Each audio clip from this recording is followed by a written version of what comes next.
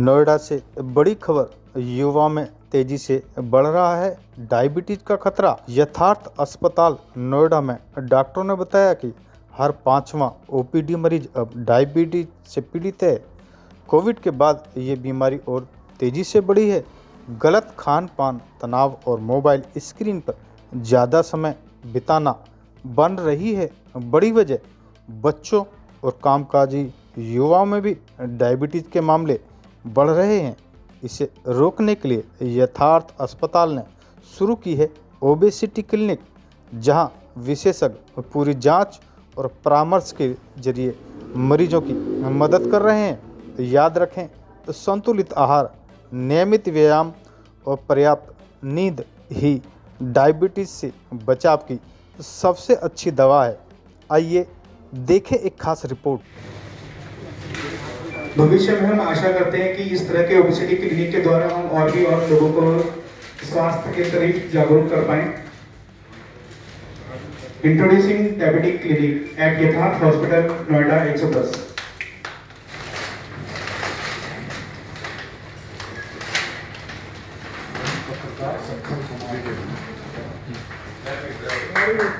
Thank you so much sir.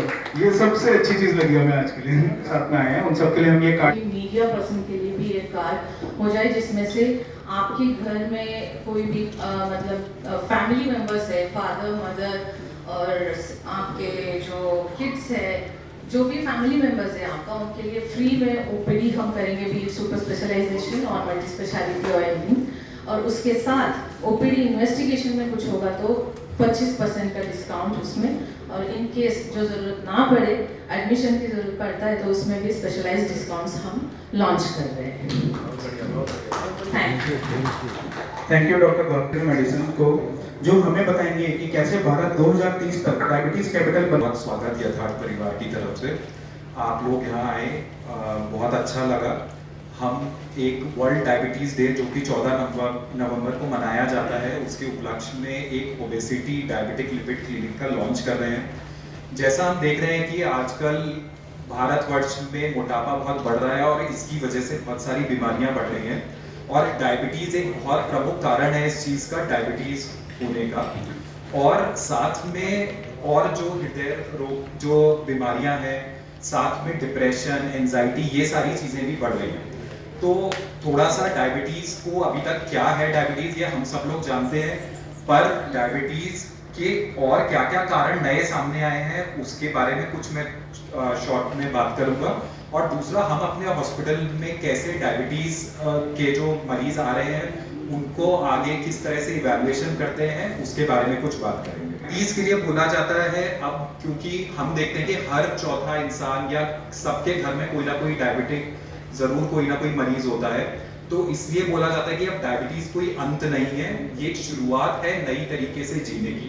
जिन लोगों को diabetes है वो अब और स्वस्थ तरीके से, अच्छी तरीके से अपना जो जीवन शैली है उसको व्यतीत कर सकते हैं और समझ सकते हैं कि कैसे कंसल्ट करके कि कैसे चीजों को और बेहतर कर सकते हैं। एसोसिएशन में तो खुद भी हो जाता है, बच्चे को समझ में नहीं आता है, पता भी नहीं चलता है क्या खा रहा है बच्चा, एंड बच्चे को ज़्यादा खिला देते हैं पेरेंट्स।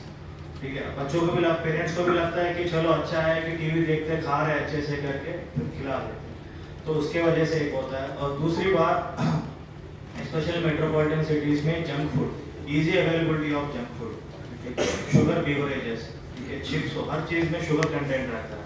ये सब चीज़ खाने की वजह से स्पेशली बच्चों में तो ये ओबेसिटी आज के टाइम पे देखने को मिलता है। और ओबेसिटी जब बच्चों में होता है तो इसके वजह से ये धीरे धीरे बढ़ने की वजह से बच्चों में डिटेक्शन एंड ट्रीटमेंट ज़्यादा इंपॉर्टेंट है। अगर नहीं डिटेक्ट किया, नहीं ट्रीटमेंट नहीं किया तो फिर इसके वजह से आगे जाके बच्चों को डिस्लिपिडीमिया, हाइपरटेंशन, टाइप 2 डायबिटीज़ होने की ज़्यादा चांसेस होते हैं। टाइप 2 डायबिटीज़ होता है ओबेसिटी के वजह से मेनली।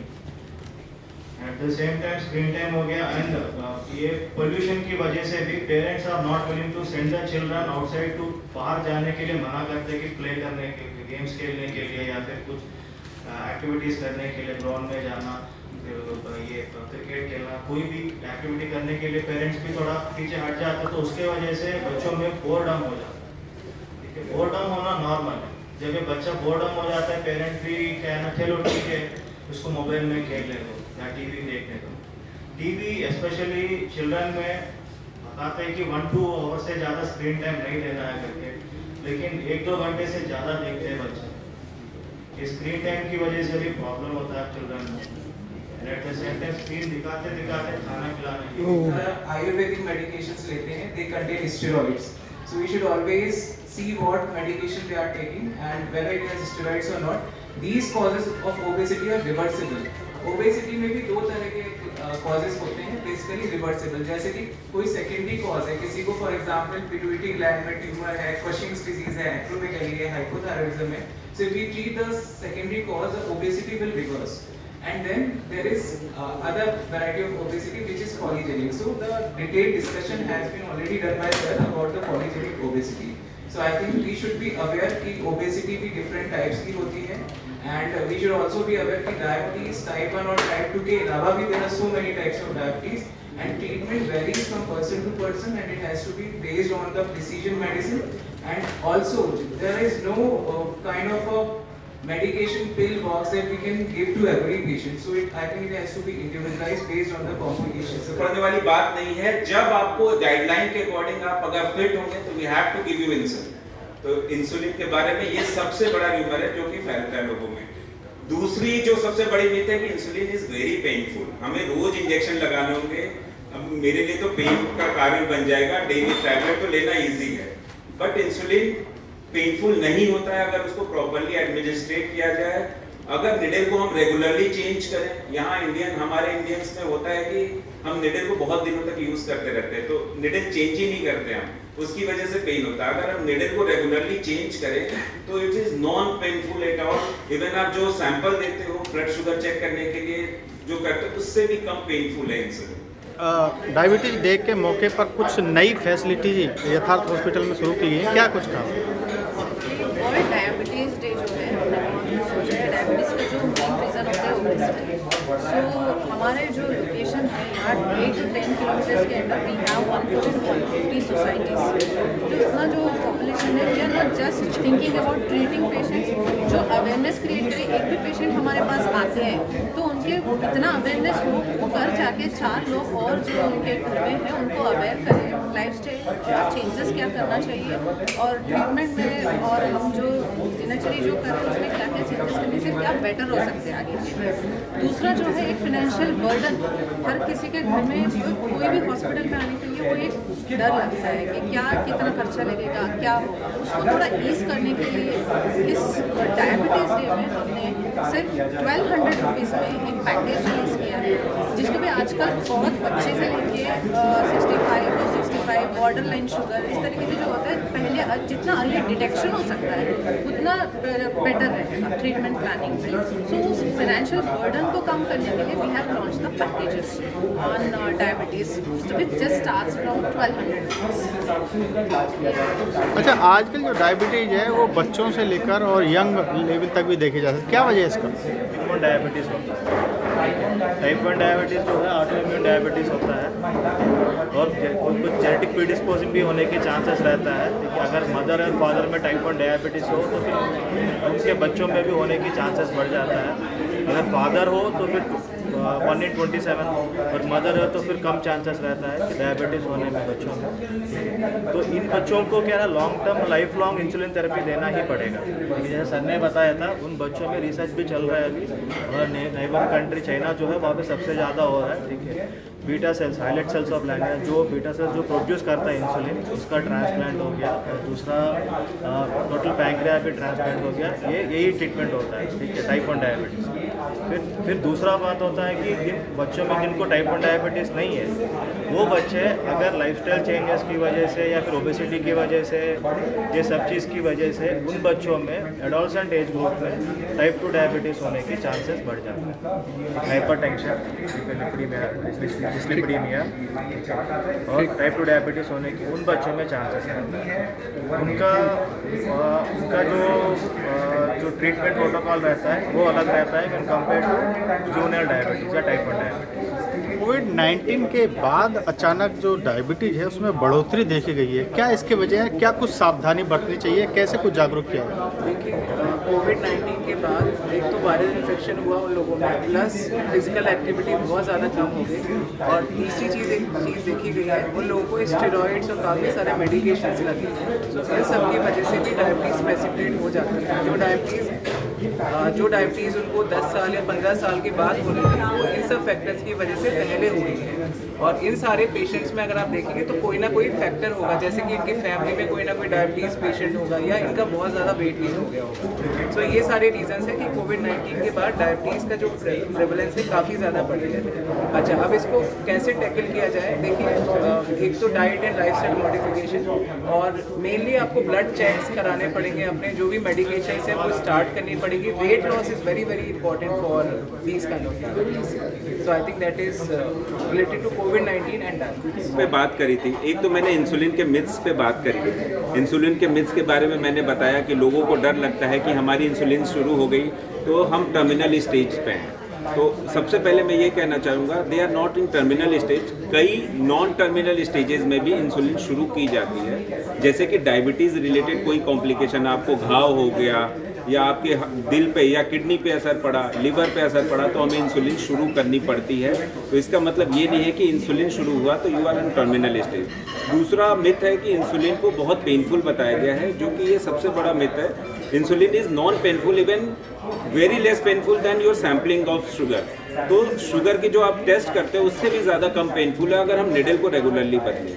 तीसरा जो सबसे बड़ा मिथ है, जो रेगुलरली हमें पेशेंट बोलते हैं कि एक बार इंसुलिन शुरू कर दी तो उसकी हमें आदत पड़ जाएगी। तो ये आदत नहीं पड़ती। इंसुलिन आपके शरीर में नेचुरल सब्सटेंस है जो रिलीज होता है। अगर हम इसको, और शुगर है क्या, डायबिटीज़ है क्या? डायबिटीज़ मतलब इंसुलिन की कमी या इंसुलिन का कम असरदार होना। तो इसमें हम नेचुरल सब्सटेंस अगर बाहर से दे रहे हैं तो उसकी आदत पड़ ही नहीं सकती आपको। ये तो आपके शरीर में खुद भी बन रहा है, तो इसकी आदत नहीं पड़ सकती।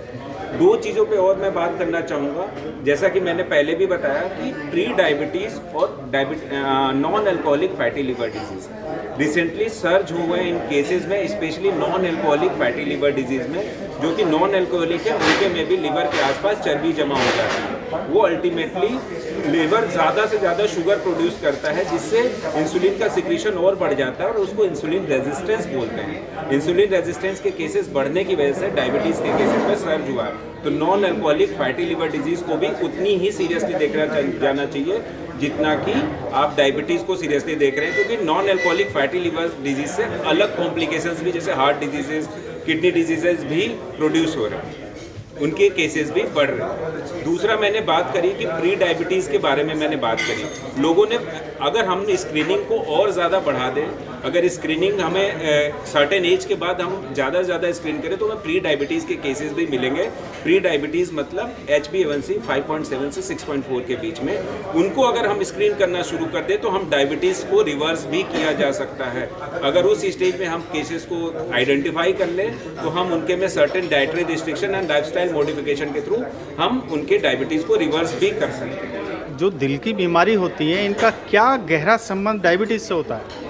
जी, बहुत हद तक ये बिल्कुल सही है, क्योंकि देखिए ये हम बोलते हैं हमारे मेटाबॉलिक डिसऑर्डर, मतलब हमारे शरीर में ब्लड प्रेशर, डायबिटीज़, कोलेस्ट्रॉल, ये सब इंटरलिंक्ड होते हैं। तो अगर क्या होता है, हमारा डायबिटीज़ अनकंट्रोल्ड है, डायबिटीज़ अनकंट्रोल होने के कारण होंगे, बेसिक कारण होगा कि या तो कोई दवाई नहीं खा रहा, उसको हम अलग रखते हैं। साथ में अगर हम देखें कि कोलेस्ट्रॉल लेवल बहुत बड़ा हुआ है तो वो हमारी आर्टरी में डेफिनेटली कोलेस्ट्रॉल जमा होता है। मोटापा अगर है तो वो एक रिस्क फैक्टर है, और साथ में अगर किसी तरीके की इस तरह की आदत है जैसे अल्कोहल, स्मोकिंग, तो ये सारे रिस्क फैक्टर हैं जिसकी वजह से डायबिटीज़ लोगों में ये सब चीज़ें अगर होती हैं तो कार्डियोवैस्कुलर जो हार्ट के इश्यूज़ हैं वो बढ़ने की पॉसिबिलिटी है। दूसरा, डायबिटीज़ में क्योंकि शुगर लेवल बॉडी का ज़्यादा रहता है हमेशा, और उसमें चांसेस होते हैं कि जो हमारे एक इन्फ्लेमेटरी रिस्पॉन्स होता है, एक इन्फ्लेमेशन होता है, और हार्ट की जो मसल्स हैं उसमें अगर इन्फ्लेमेशन होता है तो उसको भी जानने के लिए कुछ ब्लड इन्वेस्टिगेशंस भी होते हैं पहले।